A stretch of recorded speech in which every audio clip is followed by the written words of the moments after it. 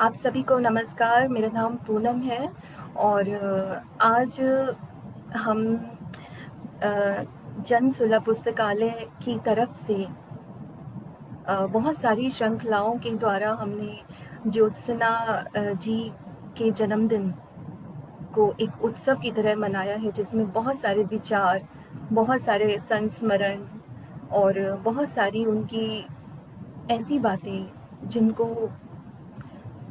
जो उनके साथियों के साथ उन्होंने समय बिताया, अपने स्टूडेंट्स के साथ उन्होंने समय बिताया, वो सब बातें हमें अलग-अलग अ, वक्तव्यों में अ, हमने सुनी, देखी और उस एहसास को हमने अपने अंदर तक भरा कि एक विलक्षण कथाकार जिस वक़्त आज के समय जो वो नहीं है, लेकिन उनकी उपस्थिति आज भी हमें उनकी कृतियों के द्वारा महसूस होती है। मुझे लगता है मेरी आवाज़ आप तक ठीक आ रही होगी, अगर आवाज़ ठीक है, तो कृपया मुझे बताएँ।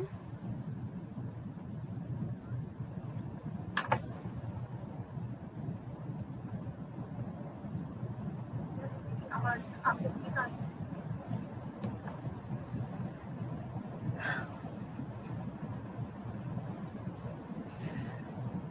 यहाँ पर मैं जनसुलभ पुस्तकालय का, अर्पण कुमार जी का, शम्पा जी का सभी को आभार और धन्यवाद देना चाहूँगी कि इस कृति पर अपनी बात रखने के लिए मुझे उन्होंने बहुत प्रेम से मुझे बुलाया है और मैं उम्मीद करती हूँ कि मैं जितना भी इस कृति को या अस्तुका को समझ पाई हूँ, उतनी बात मैं यहाँ जितने भी लोग अभी हम इकट्ठा हो रहे हैं या हुए हैं, उन सबके सामने अपनी बात को रखने का पूरा प्रयास करूँगी।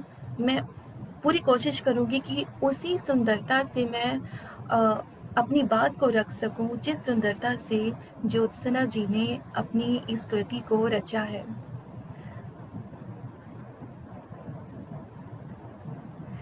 तो आज ये मौका है कि हम ज्योत्सना जी के जन्मदिन को एक उत्सव की तरह मना रहे हैं, लेकिन आज एक मौका और है। एक ऐसे विलक्षण कथाकार का जन्मदिन है, कृष्ण बलदेव वैद्य साहब का, जिनको मैं बहुत प्रेज़ करती हूँ और मुझे लगता है कि मैं ही नहीं, बहुत सारे हिंदी के लेखक हैं, जो उन्हें पसंद करते हैं, उनकी शैली को, ख़ास तौर पर उनकी शैली को, भाषा शैली को और उनके कथा कहने के स्टाइल को बहुत लोग पसंद करते हैं। आज उनका भी जन्मदिन है, तो मेरे लिए एक सुखद संयोग है कि मैं यहाँ पर हूँ और मैं दोनों को ही याद कर रही हूँ, दोनों मेरे प्रिय कथाकार हैं और एक बात अक्सर मुझे वैद साहब के बारे में मैं ज्योत्सना जी के बारे में बात करूँ, उससे पहले मैं वैद साहब के बारे में भी एक बात कहना चाहूँगी। वैद साहब मुझे हमेशा से इस तरह लगते हैं जैसे एक प्रेत लेखक हो, जो जितनी विराट है उतनी ही क्रूर। यहाँ पर मैं वैद साहब के लिए क्रूर शब्द का इस्तेमाल इसलिए कर रही हूँ क्योंकि जिस तरह से, जिस रूप में वो अभिव्यक्ति को, अपने कहने की अभिव्यक्ति को कला में ढालते हैं, वो इतना साधारण या नहीं लगता। सहज हो सकता है वो, लेखक के लिए सहज हो सकता है, लेकिन पढ़ने वालों के लिए उसकी कई व्याख्याएँ होती हैं। ऐसा ऐसा हुआ भी है कि उनके लेखन को उनके समय पर उस तरह से नहीं अपनाया गया, जितना धीरे-धीरे समय बढ़ता गया तो उनके लेखन को जिस तरह से आज अपनाया जा रहा है, उसकी तरह-तरह की व्याख्याएँ की जा रही हैं, उसे विभिन्न रूपों में देखा जा रहा है। वो मुझे लगता है इसकी शिकायत, छोटी-सी शिकायत उनकी डायरियों में, वैद साहब अपनी डायरियों में करते आए हैं। उन्हें इस बात पर थोड़ा महसूस शायद होता होगा कि उस समय पर उनकी कृतियों को उस तरह नहीं समझा गया, जाँचा-परखा नहीं गया, जैसे आज हम निकल के आज हम उन कृतियों के अर्थों को निकाल के ला रहे हैं। तो मुझे ऐसा लगता है कि ये क्रूर शब्द जो मैं यहाँ इस्तेमाल कर रही हूँ वैद साहब के लिए, वो उनकी अभिव्यक्ति के लिए है।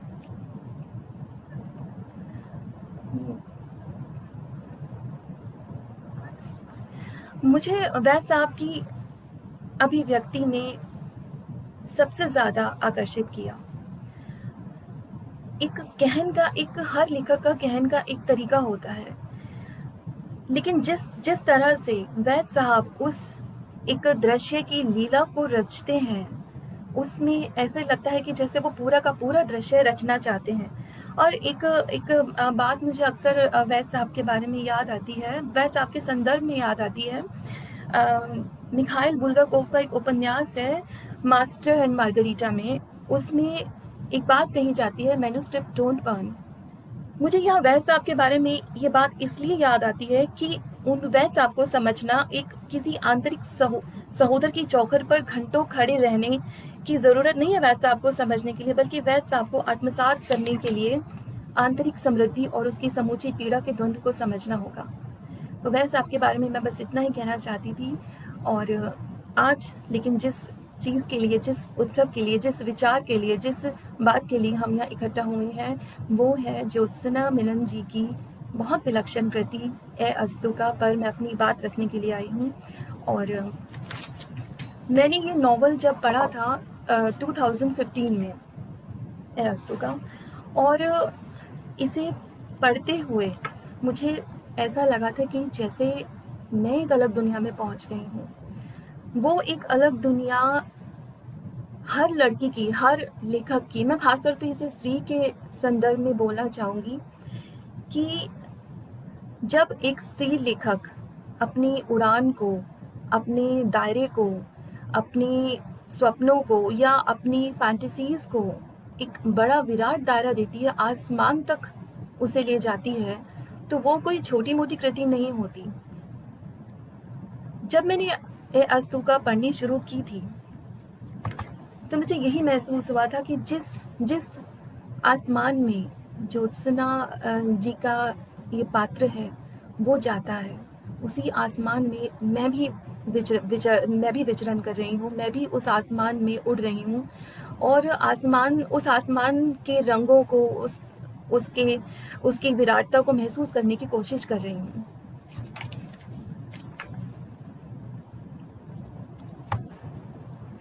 कई बार मैं ये भी सोचती हूँ, जब इसका पूरा पाठ मैंने किया तो हर बार मुझे यही महसूस हुआ कि एक ऐसा पात्र जो समय को पार करना चाहता है, दुनियादारी के स्तर पर नहीं, एक अमूर्तन के स्तर पर इसको हम देखें तो जिस तरह का अमूर्तन वो रच रहा है, वो स्त्री लेखक वो रच रही है, ज्योत्सना जी रच रही हैं, उसके पार जाके देखना इतना सरल नहीं होता। अभी शंपा जी का मैं जब लेक्चर सुन रही थी तो शंपा जी ने एक बात बोली थी कि वो बहुत छोटी थी उस वक्त और ज्योत्सना जी को लिखने का बहुत खोकर लिखती थी वो।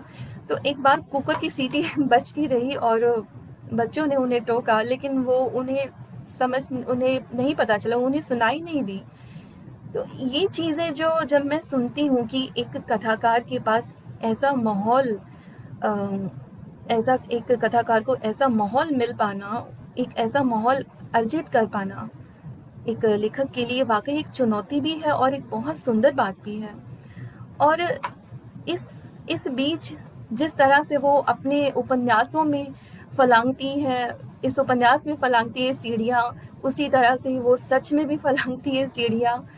ये सब चीज़ें एक पाठक के लिए एक नई दुनिया क्रिएट करती हैं, जिसमें वो उसी तरह से घूमता है जिस तरह से ज्योत्सना जी ने उस अस्तु को, उस अपने पात्र को जो जगह दी है, उसी जगह पर देखिए सबसे बड़ी बात यह है कि जब भी हम किसी कथा को पढ़ते हैं तो हम एक कथा का सबसे बड़ा जो होता है ना कि एक सफलता होती है, वो ये होती है कि अगर आपके पढ़ने वाले पाठक उस जगह पर पहुंच जाते हैं तो वो कथा उसकी अपनी है।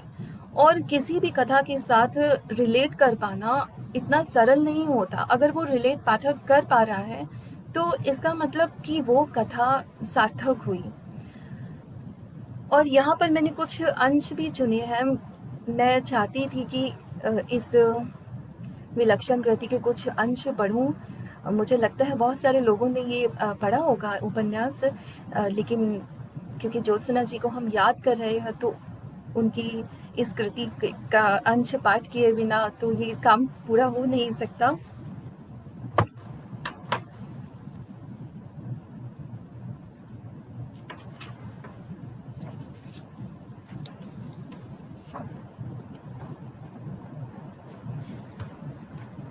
यहाँ मैं जिस आसमान की बात कर रही थी, ज्योत्सना जी उसी बारे में लिखती हैं। आसमान ने ही तो दिया था उसे परकाया प्रवेश का वह मंत्र। अपने शरीर से चुपचाप निकलकर पेड़ में चली जाती थी। कभी घुस जाती थी किसी छिपकली में, सांप में, घोड़े में, चील में, आदमी में, औरत में, बिना रोक टोक भटकती फिरती थी। कोई उसे देख नहीं पाता। अदृश्य वह सब कुछ को देख सकती थी। आंखें बंद हो खुली हो कोई फर्क नहीं पड़ता। आसमान की तो बस एक शर्त थी कि सबसे पहले तो तुझे आसमान होना पड़ेगा, फिर तुझे कुछ और होना हो मत होना, हो मत हो, यही तो चाहिए था उसे। सबसे पहले तो उसे आसमान होना था।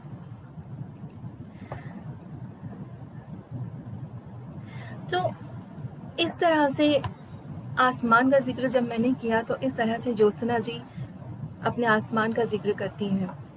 और बहुत सारे पाठकों को, बहुत सारे पढ़ने वालों को, उनके जो उनकी सानिध्य में रहे लोग, वो समझते होंगे इस बात को कि एक लेखक का जो स्वभाव होता है, जो उसकी जो आंतरिक क्षमताएं होती हैं, चीज़ों को, विचार को, शब्दों को बरतने की, भाषा में किस तरह से बरता जाए, वो बहुत हद तक उसके लेखन पर उसकी परछाई पड़ती ही है।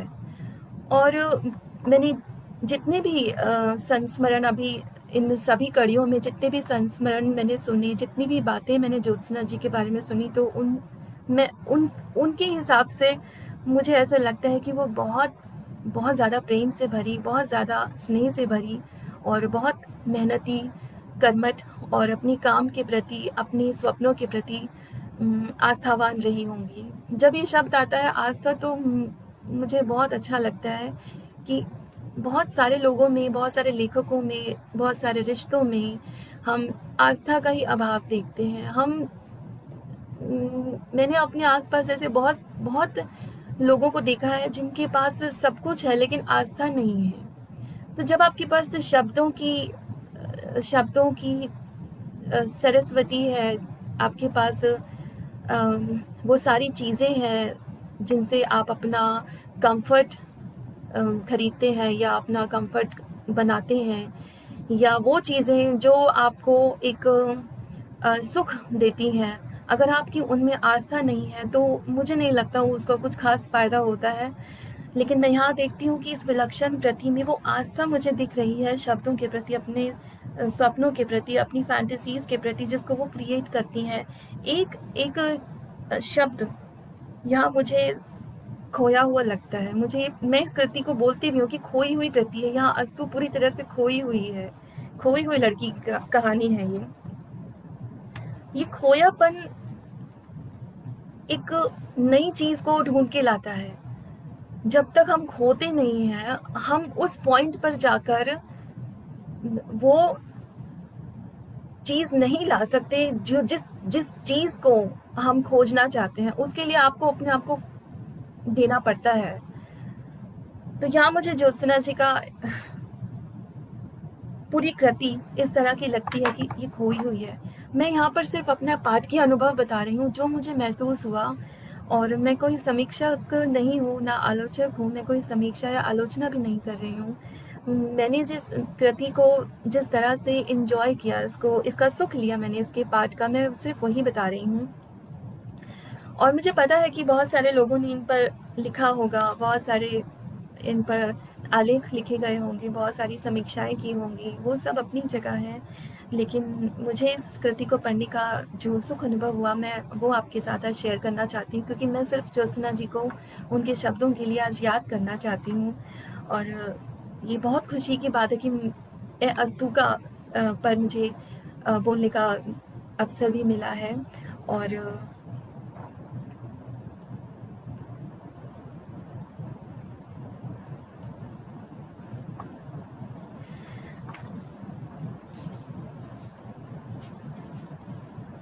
मैं यहाँ पर एक अंश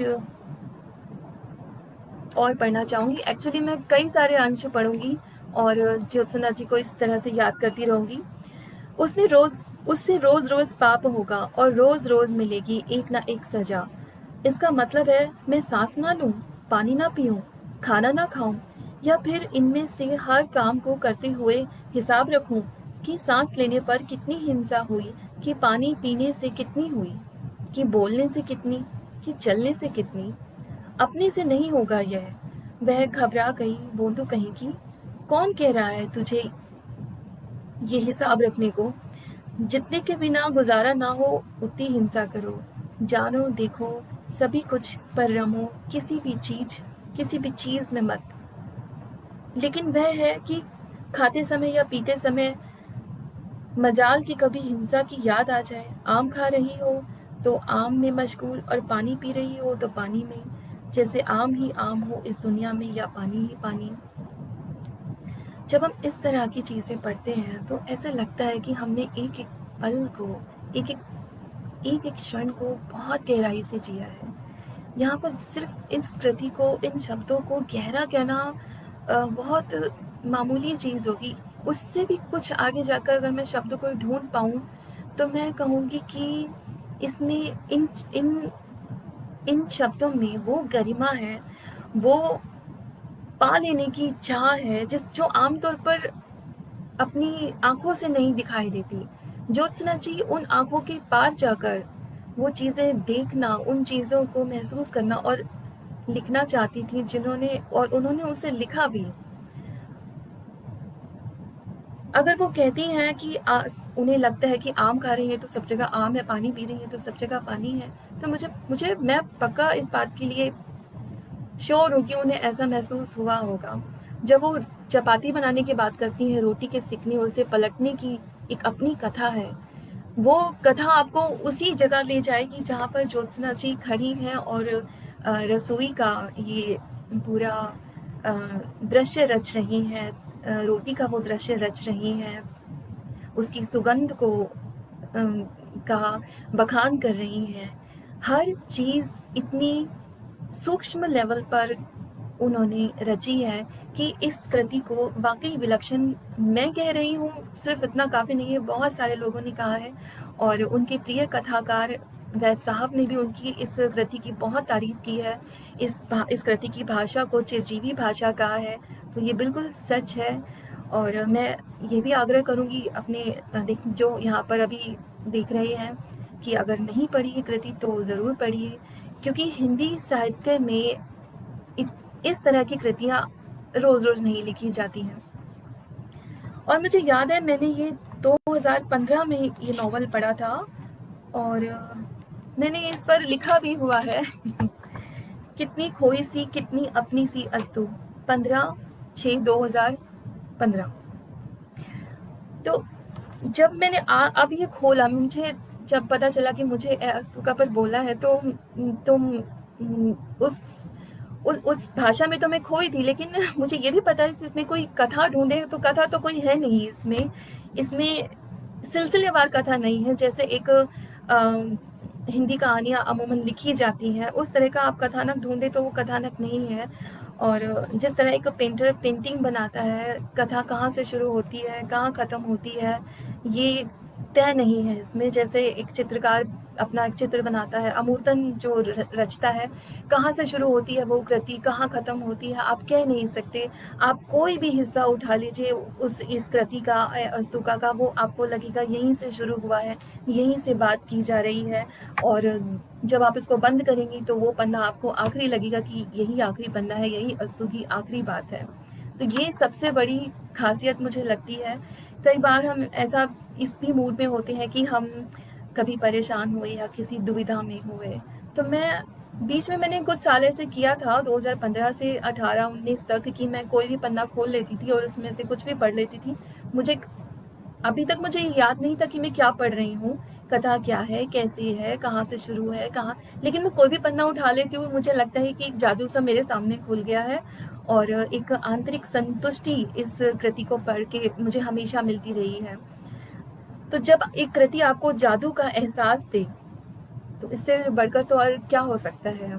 ये कृति मेरे लिए वो है, और ये देखिए बहुत पुरानी है, मैंने इस पर जगह-जगह पर निशान भी लगाए हुए हैं, और आज जब मैं पढ़ती हूँ इस कृति में से, इसके पन्नों में से जगह-जगह पर मैंने कुछ-कुछ लिखा हुआ है, तो मुझे बहुत अच्छा लगता है।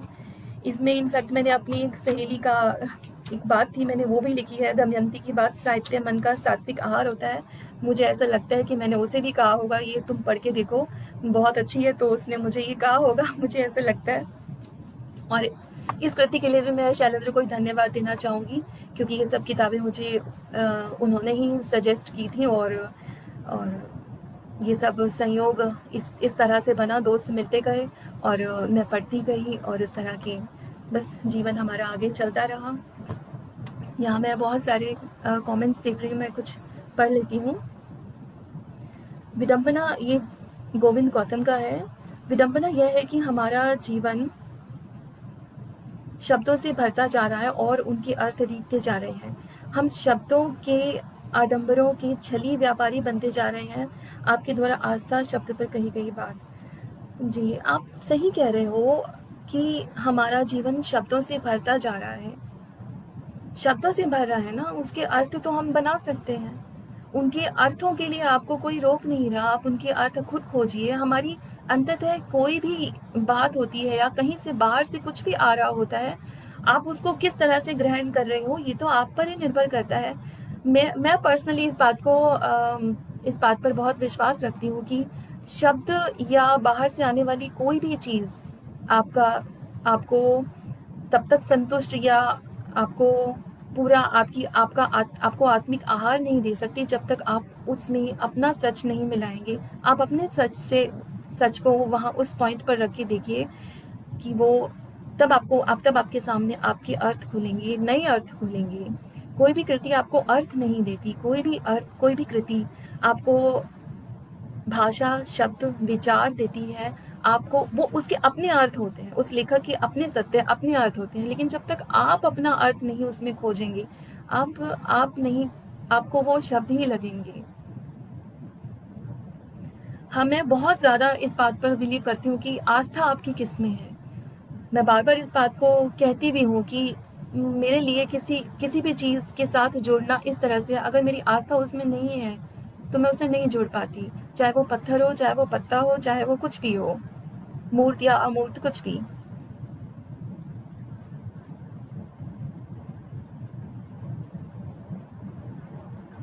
नमस्ते मनोहर जी, आप सभी को नमस्कार। यहाँ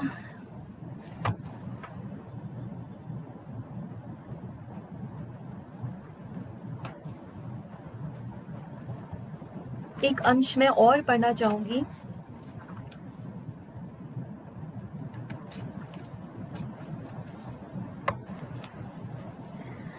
अस्तु को तो एक ऐसा घर चाहिए जो जब चाहे जब वो चाहे हो, जब ना चाहे ना हो, जिसे खींच तान कर कभी भी बड़ा या छोटा किया जा सके। ऐसे एक घर की खोज में वह बचपन की एक दोपहर घर से निकल पड़ी और तब से अभी तक लौटी ही नहीं। उसकी आजी ने बताया था कि उनकी माँ जिस घर में खाना बनाने जाती थी, वहाँ कम से कम 5 जने केवल खाना बनाने का ही काम करते थे। सुबह शाम खाना कई प्रकार का बनता। यह उस घर की पुरानी परंपरा थी। उस पूरे घर में माँ बेटी अकेली रहती थी, दोनों विधवाएं। खाने में उनका नियम यह था कि एक समय में वे एक ही चीज खा सकती थी, चाहे रोटी सब्जी खा ले, चाहे दाल चावल खा ले।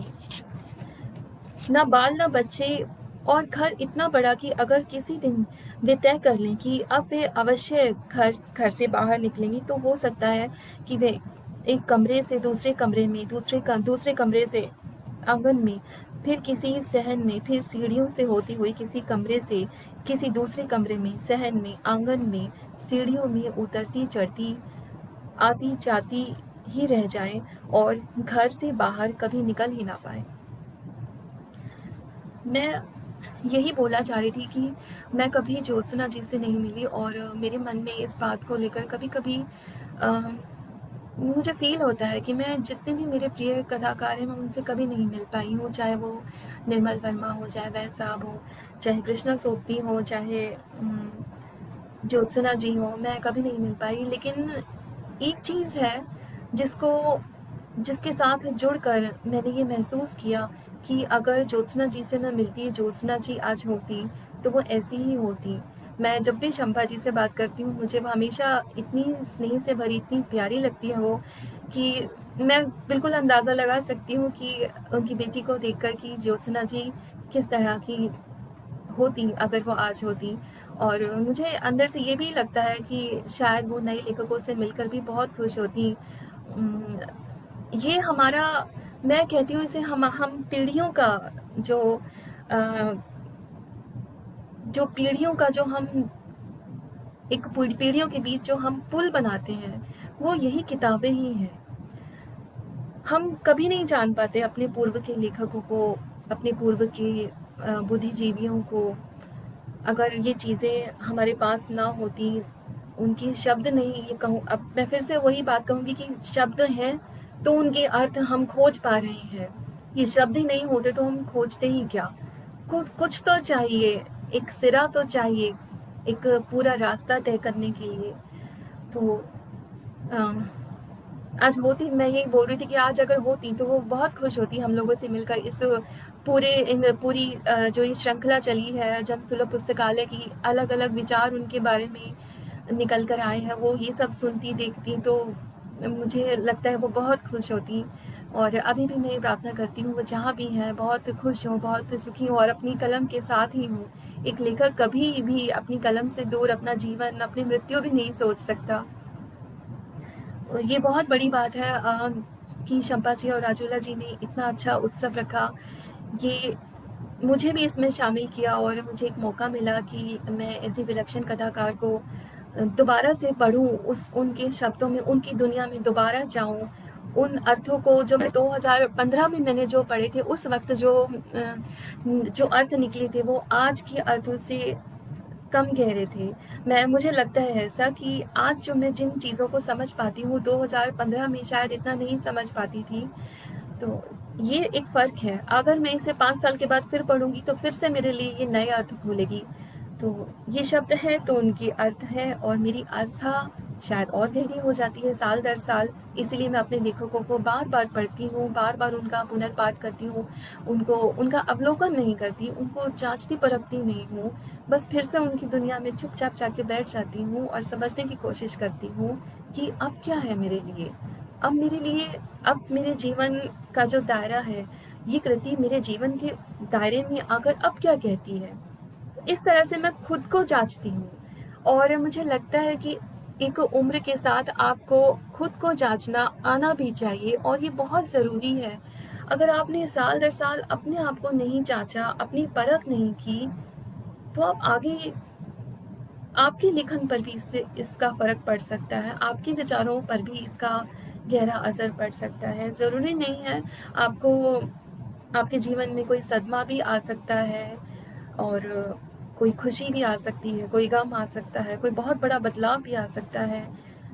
लेकिन इन कृतियों के साथ साल दर साल चलते-चलते उन चीज़ों के भी अर्थ बदल जाते हैं। आप उन्हें वैसे नहीं लेते, जैसे उस वक़्त पे लिया करते थे।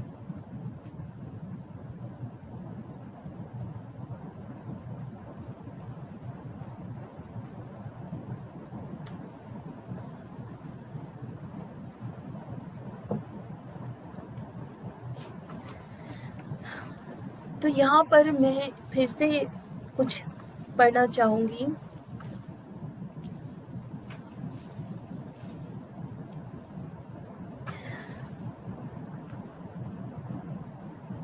आकाश नीम, रात रानी, जूही, चमेली, जाई और किसी हद तक हर सिंगार भी, सबके सब लगभग सफ़ेद रंग में फूलते हैं।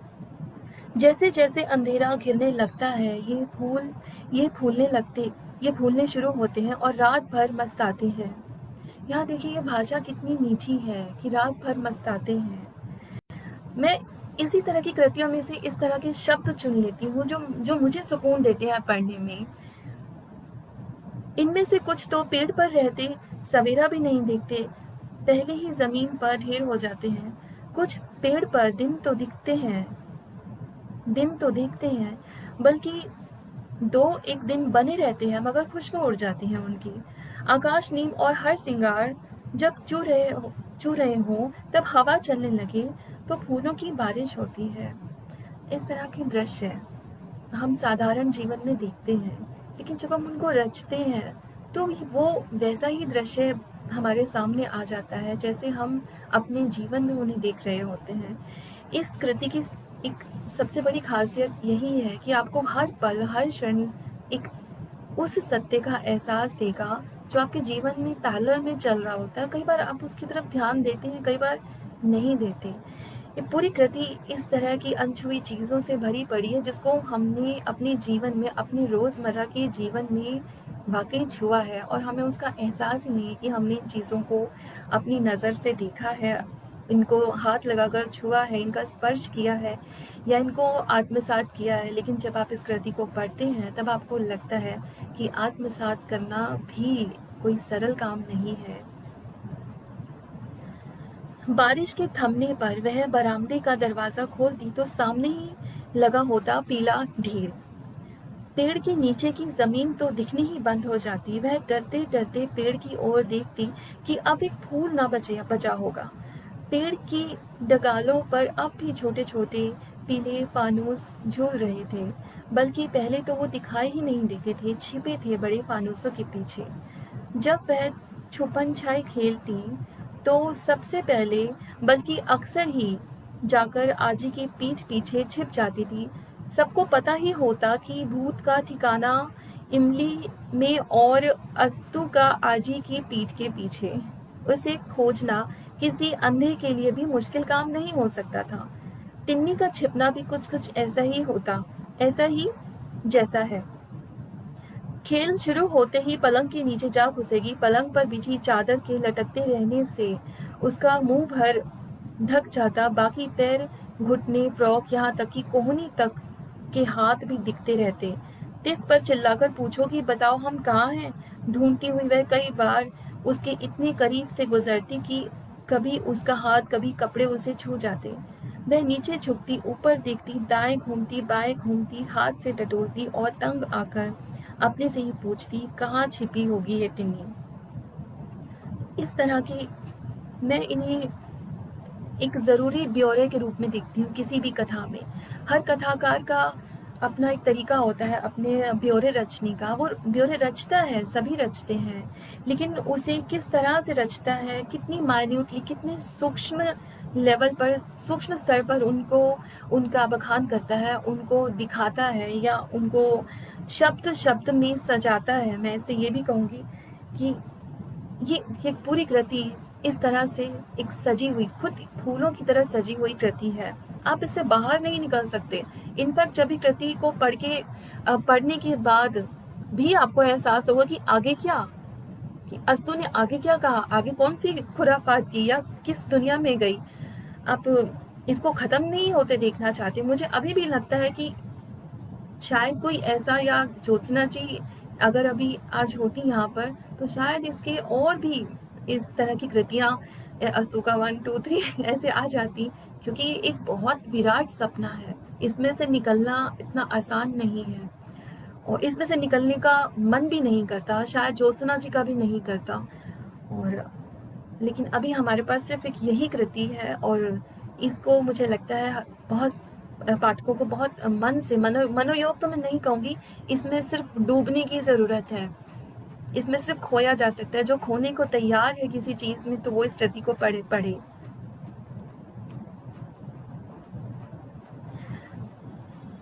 अतुल जी कह रहे हैं, निराला सृजन पीठ के लिए जब कृष्ण बलदेव वैद को बुलाया जा रहा था तो उसके प्रसंग में ज्योत्सना मिलन की कोई चिट्ठी थी जिसका जिक्र वहां जाने से पहले बड़ी पूछताछ के लहजे में किया करते थे वे।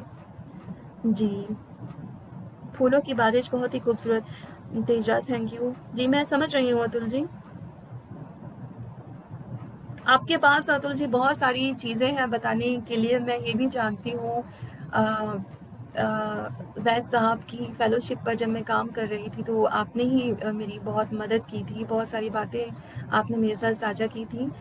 दुर्भाग्यवश अब मैं वो फेलोशिप नहीं कर रही हूँ किन्हीं कारणों की वजह से, लेकिन मुझे पता है कि आपके पास बातों का खजाना है और आप बहुत सारी बातें जानते हैं।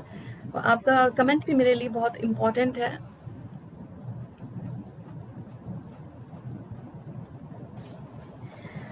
तो इस तरह से, और एक ख्वाहिश नए लेखक होने के नाते मेरी भी, मुझे लगता है सभी की ये ख्वाहिश होती होगी कि हम अपने पसंद के लेखकों के पास जाते हों, उनके पास बैठते। जैसे मैंने संस्मरणों में सुना कि उनके पास, उनकी कुछ लोग ऐसे थे जिन्होंने उनके साथ खाना खाया, उनके उनके हाथ का बना खाना खाया, उनके साथ चाय पी, उनके साथ बतियाए, उनके साथ उनकी कहानियाँ सुनी उनके मुँह से। मेरा भी बहुत मन करता है कि काश ऐसा हो पाता कि मैं उनके पास जाके बैठती, उन्हें सुनती, उन्हें समझती। और मेरे पास तो बहुत सारे प्रश्न होते हैं, मैं उनसे बहुत सारे प्रश्न उनकी अस्तों के बारे में करती, और शायद मैं पीछे ही पड़ जाती कि ये ऐसा क्यों, वो वैसा क्यों। हालाँकि पढ़ते-पढ़ते मैंने अपनी जिज्ञासाओं को उस तरह से टटोलना शुरू किया कि इन बातों का जवाब भी कोई नहीं दे सकता। अगर आपके भीतर की जिज्ञासा है, तो आप जितना बाहर उसे खोजने की कोशिश करोगे, लेकिन जब तक आप उन जिज्ञासाओं की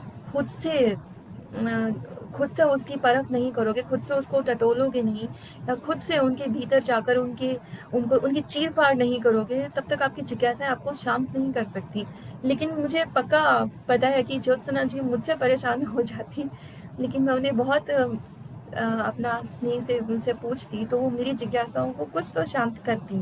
तो ये मेरी एक छोटी-सी इच्छा है, अब पता नहीं कैसे, किन जन्मों में कैसे पूरी होगी, कैसे क्या चीज़ें बदलेंगी, ये पता नहीं। लेकिन मैं फ़िलहाल, अच्छा, दूसरी बात ये है कि जब हम बात करते हैं कि हमें लेखक की कृति जब बहुत अच्छी लगती है, तो हमारा मन करता है कि हम लेखक से मिलें।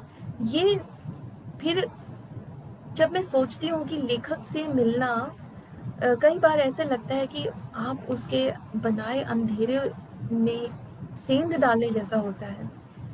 ये काम मुझे कभी-कभी एक पाप की तरह लगता है कि ये काम लेखक के साथ कभी नहीं करना चाहिए। अ,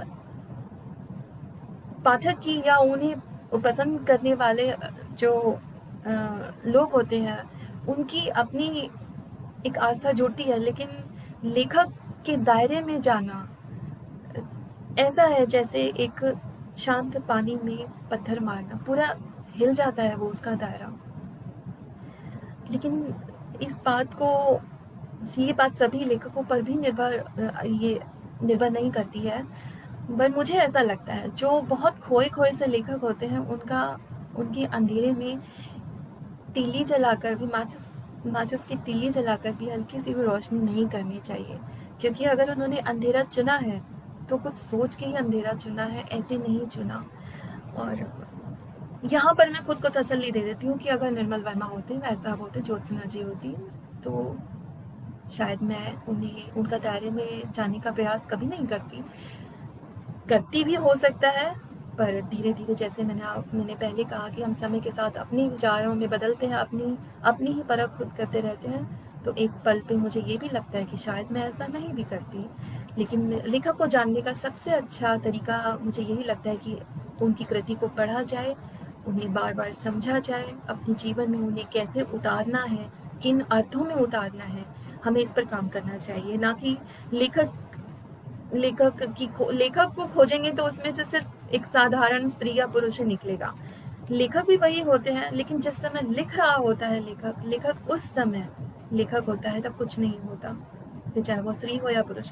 और मैंने तो बहुत सारे आलेखों में ज्योत्सना जी के बारे में ये भी पढ़ा है कि वो कभी इस बात को मानती नहीं थी कि स्त्री का लेखन अलग है, पुरुष का लेखन अलग है। तो ये बात भी मुझे बहुत अच्छी लगती है कि इस तरह जेंडर वाइज उसको डिवाइड कर देना कि ये पुरुष का विचार है, स्त्री का विचार है, ये भी बहुत अजीब है।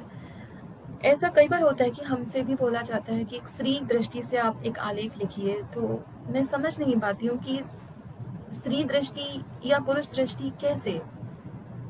वो एक विमर्श का हिस्सा हो सकता है, लेकिन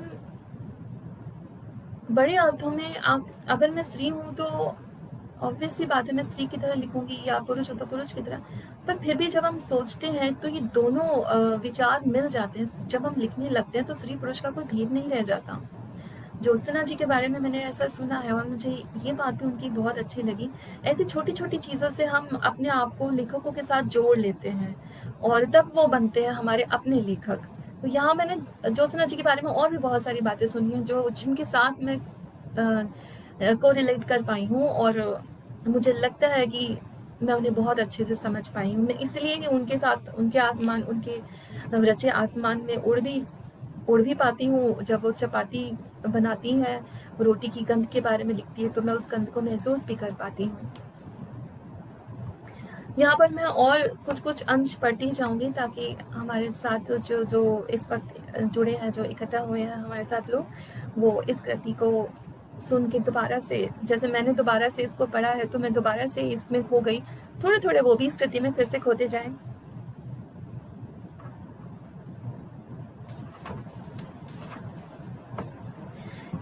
यहाँ पे कल्प वृक्ष की बात बहुत सुंदर तरीके से लिखी है, मैं इसको जरूर पढ़ूंगी। कहते हैं कि कल्प वृक्ष नाम का भी एक पेड़ होता है। सुना तो इस पेड़ के बारे में बहुतों ने था, लेकिन देखने वाला एक भी नहीं मिला उसे। एक कल्प वृक्ष यानी क्या? कैसा होता है ये पेड़? मालूम, कल्प वृक्ष यानी वो पेड़ जिससे जो भी मांगो सब मिल जाए। डब्बा काका श्रीखंड पूरी आवा दो, लाडू पेड़ा आवा दो की तरह। हाँ हाँ बिल्कुल, अपने डब्बा काका जैसा ही होता है यह पेड़। नहीं, कल्प वृक्ष यानी वो पेड़ जिसके नीचे खड़े हो जाओ तो मन में जो भी इच्छा जागे वो उसी समय पूरी हो जाए।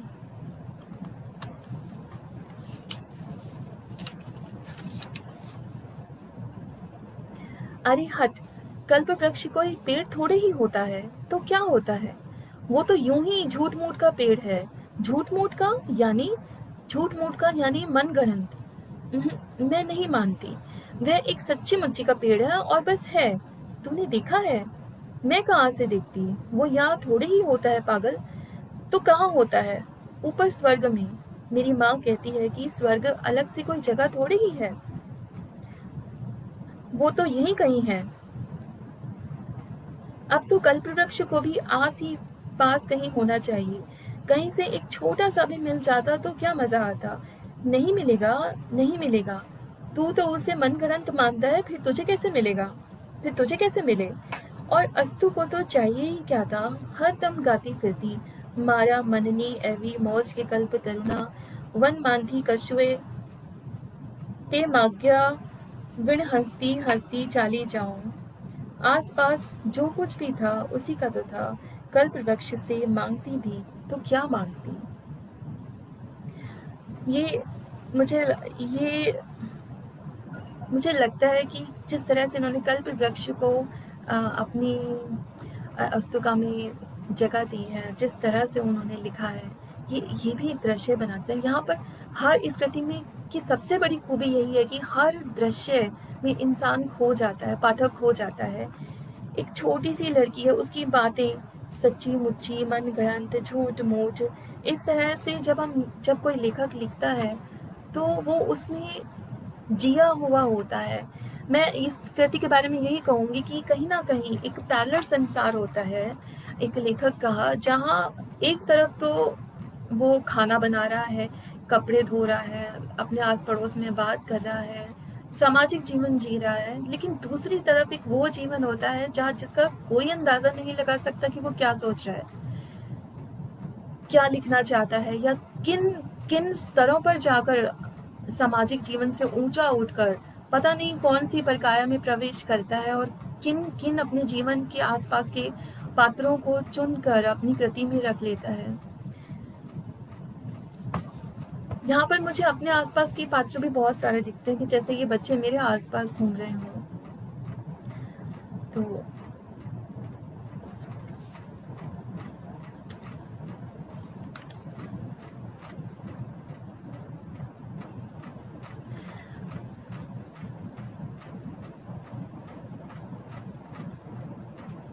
लेखक से मिलने और उसके पास बैठकर उसे सुनना मेरी भी इच्छा रहती है हमेशा से। हाँ, बहुत सारे लोगों की होती है, जैसे मेरी भी है। पर अब मुझे लगता है कि इस तरह से होना भी चाहिए और नहीं भी होना चाहिए। मैं दोनों रास्तों के बीच का कोई रास्ता खोजने की कोशिश कर रही हूँ। थोड़ा सा अनछुआ हर एक को छोड़ देना आना चाहिए। जी बिल्कुल, गोविंद गौतम जी बिल्कुल।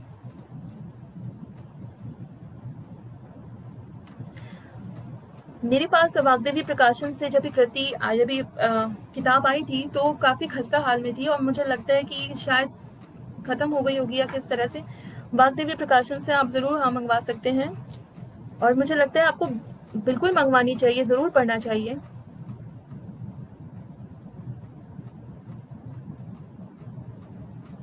मेरे लिए ये कुछ खास किताबों में से एक है। मैं इसे अपनी अलमीरा में सबसे ऊपर रखती हूँ।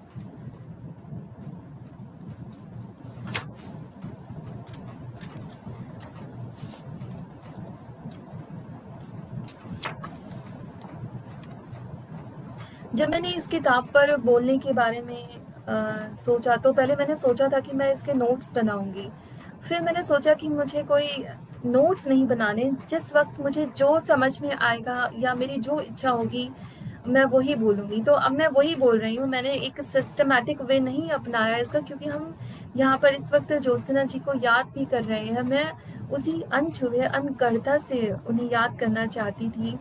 जिस तरह से इस कृति में जिस अनघड़ता को सुगढ़ता से रचा गया है, उसी तरह से मैं अपने सत्य को लेकर, अब इस कृति के प्रति जो मेरा अपना सत्य है, सत्य भावना है, मैं वो लेकर आपके पास आना चाहती थी। एक जैसे कहते हैं ना रॉ फॉर्म में, तो मैं वो उस कच्चेपन के साथ आना चाहती थी कि कच्चेपन की कभी-कभी जैसे खुशबू भी होती है, कच्ची मिट्टी की खुशबू होती है, मटके की खुशबू होती है। मैं उसी तरह से आना चाहती थी और मैं चाहती थी कि आप लोग भी, जो लोग यहाँ आना चाहें, आप लोग भी उसी तरह से बात करें। और बहुत सारे लोग इसी तरह से ही बात कर रहे हैं, अपने मन की बात कर रहे हैं। एक सेशन होता है जहाँ हम बहुत भारीपन महसूस करते हैं कि अकादमिक हो जाता है, वहाँ इस तरह से लेक्चर दिया जाता है। ये वक्तव्य ज़रूर है, लेकिन मैं इसे अपने मन की बात कहना चाहूँगी।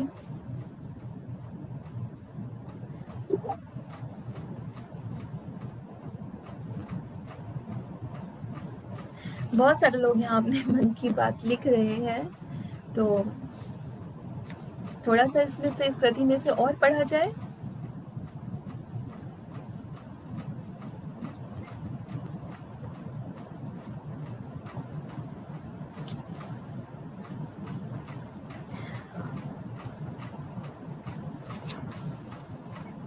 वह छत पर टहले जा रहा था। एकाएक बीच छत पर खड़ा खड़ा हंसने लगा। याद है शुरू के दिनों में एक बार तुझसे पूछा था, ए अस्तु तुझे डर नहीं लगता? "हम्म, तुझे लगता है?" मैंने गर्दन हिलाकर हामी भरी थी। फिर नहीं कहते हुए ओठ काट लिया था। पता चल गया? लगता है, लगता है। अच्छा बताओ काहे से लगता है? पहले बोल, हंसेगी तो नहीं? किसी से कहेगी तो नहीं? बिल्कुल भी नहीं। मैंने गर्दन घुमाकर इधर उधर देखा, फिर धीरे से फुसफुसाया, मुझे ना वो जो दरवाजे के ऊपर बैठी है ना, उससे डर लगता है। उसने ठीक दरवाजे के ऊपर देखा, एक तगड़ी सी छिपकली बैठी थी कीड़े की घात में। धत तेरे की, छिपकली से भी कोई डरता होगा? ए अस्तु, सच बताना, तुझे किसी भी चीज से डर नहीं लगता? यहाँ एक कितनी खूबसूरत बात है कि आमतौर पर बहुत सारे लोगों को छिपकली से डर लगता है, लेकिन यहाँ पर अस्तु को डर नहीं लगता। अब यहाँ पर मैं फिर से अपने आप को रिलेट कर पा रही हूँ। मुझे भी ये कीड़ा मकोड़ों से इस तरह से डर नहीं लगता। मुझे लगता है कि ठीक है, सबका अपना जीवन है, तो एक वो दृष्टि, इस दृष्टि से भी किसी चीज़ को, जीव जंतुओं को देखना, ये भी बहुत सुंदर बात है। ऐसे छोटे ब्यौरे उन्होंने बहुत डिटेल में लिखे हैं और जिनके साथ आपको लगेगा कि किसी भी पाठक को लगेगा, जैसे मुझे लगा कि आप हर कदम पर उनके साथ हो। वो सो रही हैं तो आप भी सो रहे हैं, वो कुछ कर रही हैं, कुछ काम कर रही हैं तो आप उनके साथ हो। किसी भी लेखक के साथ बने रहने का जो उसके सफ़र में साथ बने रहने का जो एहसास है, वो सुखद एहसास अगर आपको महसूस हो रहा है तो आपने उस लेखक के मन को छुआ है, आपने उस लेखक की कृति के मन को छुआ है। कृति का भी अपना मन होता है, मैं ऐसा मानती हूँ। हर कृति की अपनी किस्मत होती है, भाग्य होता है, हर कृति की अपनी आत्मा होती है। अस्तूका की आत्मा मुझे महसूस होती है। मैंने उनकी कहानियाँ नहीं पढ़ी हैं अभी, बहुत सारे लोग, मैंने अभी संस्मरणों में जितने भी अभी लोग यहाँ इस श्रृंखला में आए हैं, सभी ने उनकी कहानियों की, बहुत सारे लोगों ने उनकी कहानियों के बारे में तारीफ़ की है। और मुझे शंपा जी से भी पता चला था, उन्होंने भी एक बार कहा था कि पूनम आपको उनकी कहानियाँ बहुत अच्छी लगेंगी। तो मुझे पक्का लग रहा है कि मुझे उनकी कहानियाँ पसंद आएंगी और मैं उनकी कहानियों की आत्मा को भी छू लूँगी, मुझे ऐसा लगता है।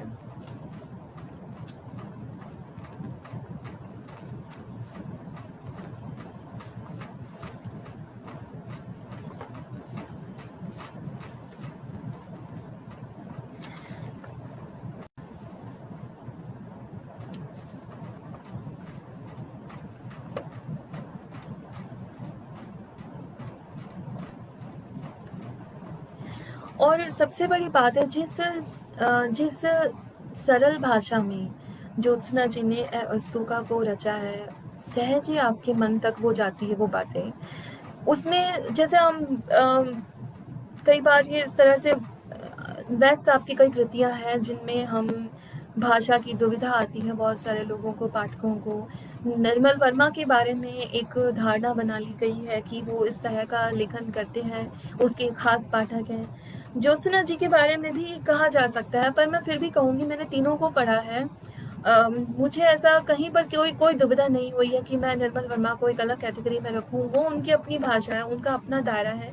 किसी भी लेखक के दायरे में जाने के लिए पाठक की भी अपनी एक तैयारी की प्रक्रिया होती है। अगर रीडर ने अपनी तैयारी नहीं की तो लेखक के पास जाने से आपको कुछ नहीं मिलने वाला। अब आप ज्योत्सना जी के पास, उनके लेखन के पास जाएंगे तो आपको उस तरह की एक मानसिक तैयारी करनी चाहिए, करनी होगी कि आप उनके साथ कदम से कदम मिलाकर उस कृति को पढ़ने का सफर तय करें। उसी तरह से आप निर्मल वर्मा या वैद साहब के लेखन के पास जाते हो तो उसकी तैयारी अलग है। तो हम किसी भी लेखक के बारे में, एक रीडर अलग अलग लेखक के बारे में धारणा बना ले कि वो ऐसा है, ये ऐसा है, उसका नहीं, ऐसा नहीं है। सबका अपना, हर इंसान का जैसे स्वभाव अलग होता है, उसकी खान पान की आदतें, उसकी बात करने का तरीका, उसका रहने का तरीका, और उसको चीज़ों को देखने का तरीका अलग होता है। उसी तरह से पाठ लेखक भी होता है।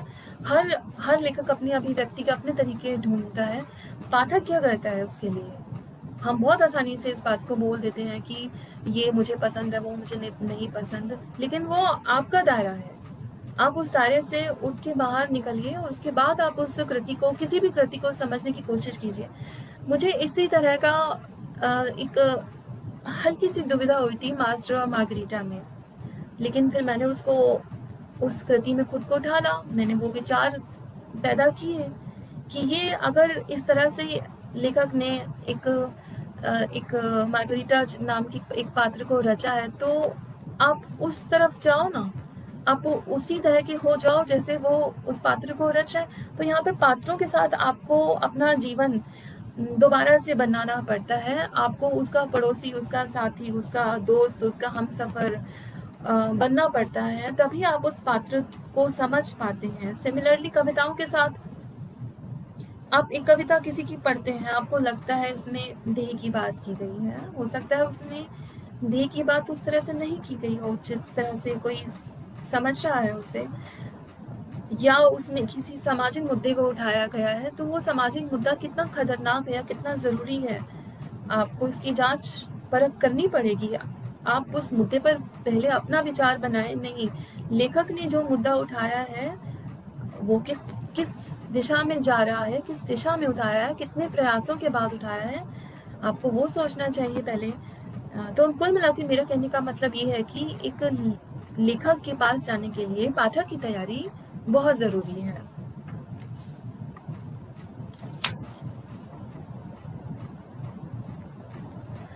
अतुल जी कह रहे हैं थोड़ा थोड़ा कुछ याद आ रहा है। ज्योत्सना जी, अपने किसी वर्क प्लेस में थी भोपाल में, कमरे में ढेरों खादी थी, शायद उनके सामने सिलाई मशीन भी थी जिस पर झुकी हुई वो कपड़ा सिल रही थी, या क्या वे बहुत व्यस्त थी, फिर भी कविता पर बात करती रही। किसी एनजीओ में थी शायद, मैंने उन्हें बहुत बचपन में पढ़ा था ज्ञानोदय के हवाले से। हाँ, मुझे पता है अतुल जी, आपके पास बहुत सारी बातें हैं और देखिए बातें निकल कर भी आ रही हैं। सही कहा, आपकी दृष्टि भी बहुत सूक्ष्म स्तर पर लोगों को समझने, उनकी बातों को समझने की क्षमता रखती है आप। ये सहज दृष्टि भी होना बहुत विलक्षण बात है जो आपके पास है। आप चीज़ों को जिस तरह से समझते हैं या उन्हें देखते हैं, मैं उसको बहुत एप्रिशिएट करती हूँ। और आपने बहुत बचपन से उन्हें पढ़ा है। मुझे लगता है आप उनसे, हाँ, मिले ही हैं आप, तो आप कह रहे हैं उनसे, तो ये अपने आप में ही एक सुंदर बात है कि आप एक लेखक को उसके साधारण रूप में भी अगर देख पाते हैं।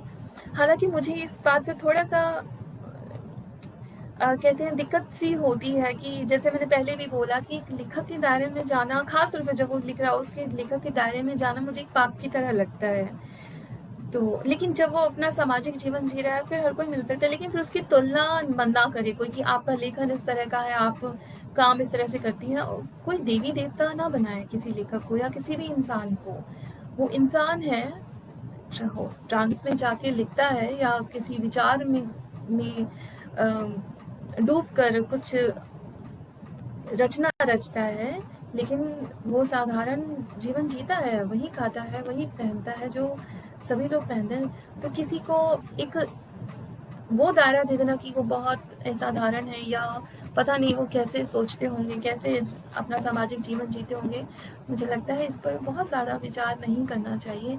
सभी लोग जैसे करते हैं वैसा ही होता है ये जीवन भी। और कई बार ऐसे प्रश्न और मेल भी आते हैं कि कुछ प्रश्न पूछे जाते हैं, तो मैं यही कहना चाहूँगी कि लेखक को जिस समय वो लिख रहा होता है वो अलग होता है, और ज़रूरी नहीं कि आप जो किताबों में जो लेखक को पढ़ रहे हैं वो हमेशा ही वही हो।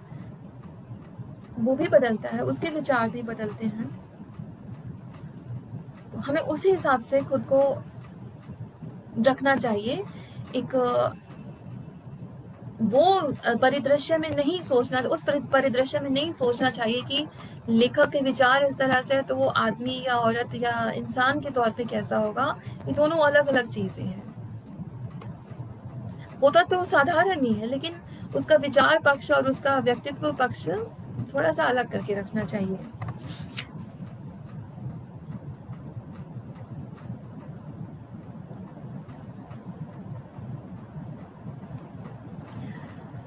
गोविंद गौतम कहते हैं, मैंने जो अर्थ रीतने वाली बात कही थी उसका अभिप्राय यही था कि असल में हम अनुभूतियों की तरफ जा ही नहीं रहे हैं, बस पढ़ते जा रहे हैं।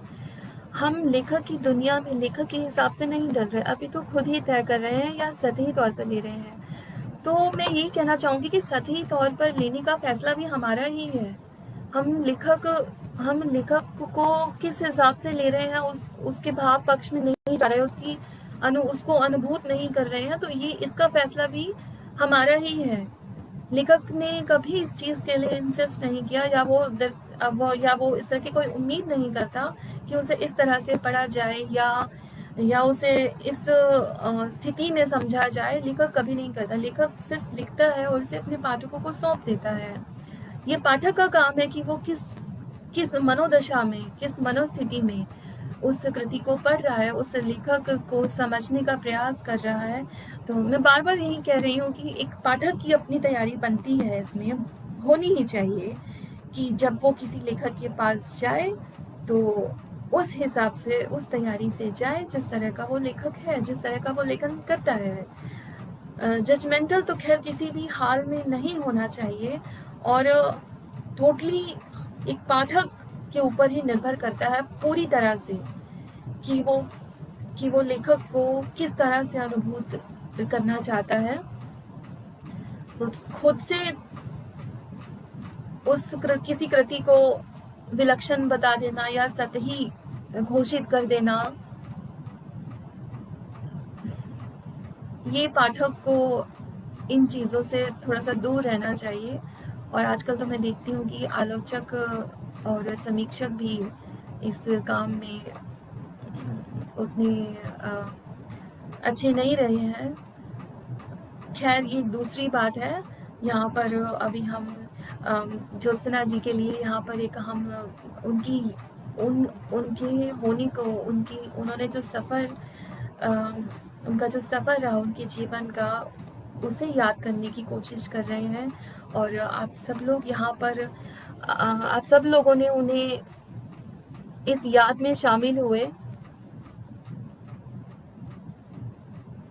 ये मुझे बहुत अच्छा लग रहा है।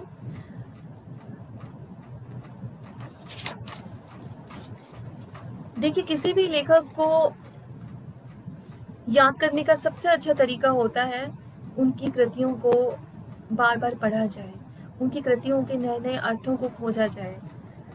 यहाँ पर मैंने यही किया है। 2015 में ये किताब मैंने पढ़ी थी और उसके बाद 2021 में मैं किताब पढ़ी। मेरे सामने पूरी तरह से नई कृति है। मुझे लग भी नहीं रहा, जब मैंने आखिरी लाइन पढ़ी, आखिरी पन्ने पर अपनी लिखी लाइन पढ़ी कि कितनी खोई सी, कितनी अपनी सी अस्तु, तो मुझे यकीन नहीं हुआ कि मैंने अस्तु को इतनी गहराई से पढ़ा है।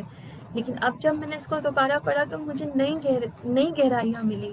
तो ये मेरी अपनी अनुभूति है, मेरे अपने एहसास हैं, जिनको मैंने अस्तु के साथ फिर से रचाया, समाया, उनमें बसाया और नए अर्थ निकाले। या मैं लास्ट में एक और अंश पढ़ना चाहूँगी। आसमान से उसकी दोस्ती तो तब से है जब से वह उसे आसमान कहकर जानती भी नहीं थी। उन दिनों पहली फुर्सत जा बैठती थी आसमान से गप्पे लड़ाना, चाहे वो बरसात हो, चाहे वो बरसात का हो, चाहे जाड़े का, चाहे गर्मी की रातों का। आसमान से दोस्ती के दिनों में बादल से, चील से, सूरज से, चांद से, हवा से, सबसे दोस्ती थी। इनमें से कोई भी कभी भी गप में शामिल हो जाता था। एक बात तो आसमान से कहती, एक हर किसी से, एक सिर्फ संती से। आसमान और संती में से किसी एक को चुनना जरूरी नहीं था, ये दोनों साथ साथ हो सकते थे। ऐसा नहीं है कि जहाँ आसमान खत्म होगा वहीं से संती शुरू होगा, लेकिन तुम्हारी कामना के मुताबिक तो आसमान कभी खत्म होगा ही नहीं। और इसका मतलब यह है कि संती बेचारा तो कभी शुरू हो ही नहीं पाएगा।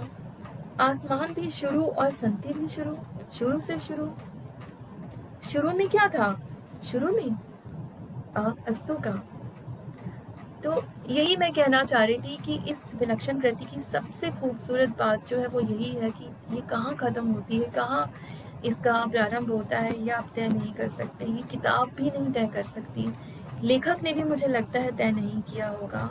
उसने एक सपना देखा, नींद में गया, सपने से उठा, आसमान से शुरू किया सपना, जब आंखें बंद की तो आसमान ही उन आंखों में था और एक कृति खत्म हो गई। इस तरह की फील मुझे इस कृति के साथ आती है।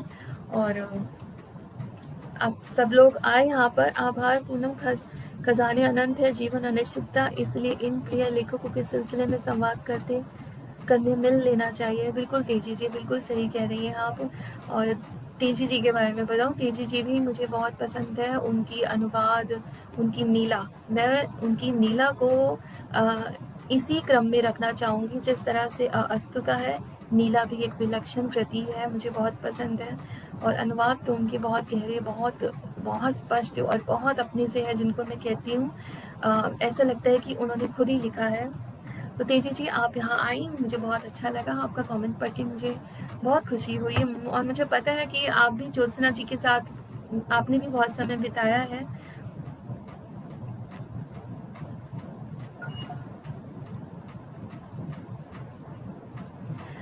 आपका भी बहुत आभार तेजी जी। और मुझे लगता है कि हमने बहुत सारी बातें यहाँ कर ली हैं और बहुत सारे कमेंट्स भी देखे हैं। इस पर जितनी बात हम करना चाहें उतनी ही बात लंबी हो सकती है, क्योंकि कृति अंतहीन है, अनंत है। इस पर बात भी अंतहीन हो सकती है। और अगर कुछ और सुनना चाहते हैं तो आप मुझे कमेंट करके बता सकते हैं, मैं इस कृति में से कुछ अंश का पाठ कर सकती हूँ, कुछ और अंशों का पाठ कर सकती हूँ, या आपको कुछ किसी को भी कुछ कहना है तो वो आप मुझे कह सकते हैं।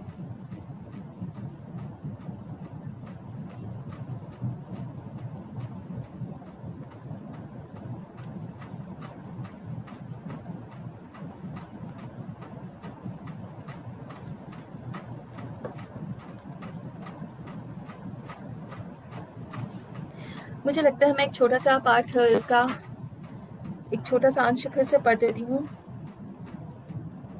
क्योंकि इसको पढ़ते हुए मैं खुद भी नहीं निकल पाती इस कृति में से।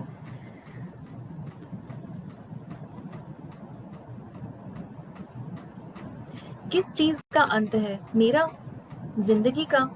हाँ कहते कहते बीच में ही गड़बड़ा जाती है, नहीं अंत नहीं है, सब कुछ है, मेरी ही तरह बेशर्म जिजी विशा का शिकार, सब समय सब कहीं, कैसा भी घर हो, कैसे भी लोग, कैसा भी खाना, मरती नहीं बची रहती हूँ हर हाल में। मौत, आह प्यारी मौत, जो मरती नहीं वह तो अमर बेल कहलाती है। कहीं भी पनप ली, पानी हवा रोशनी जितनी भी मिले ना मिले, लेकिन मेरा तो अपना शहर है, अपना घर, अपने लोग, अपनी भाषा, अपना खाना, अपने पेड़ पौधे नदी। मैं तो वहीं पनप सकता हूँ, वह कहता है बेचारे तुम, वह हंसने लगती, ऐसे तो मारे जाओगे, जहाँ रहो वह तुम्हारा शहर क्यों क्यों नहीं, जिसमें रहो वह तुम्हारा घर क्यों नहीं, वो पेड़ पौधे हवा पानी आसमान जो तुम्हारे चारों ओर है तुम्हारे क्यों नहीं, आसमान आसमान है, पानी पानी, हवा हवा और लोग लोग, यही क्या कम है कि वे हैं।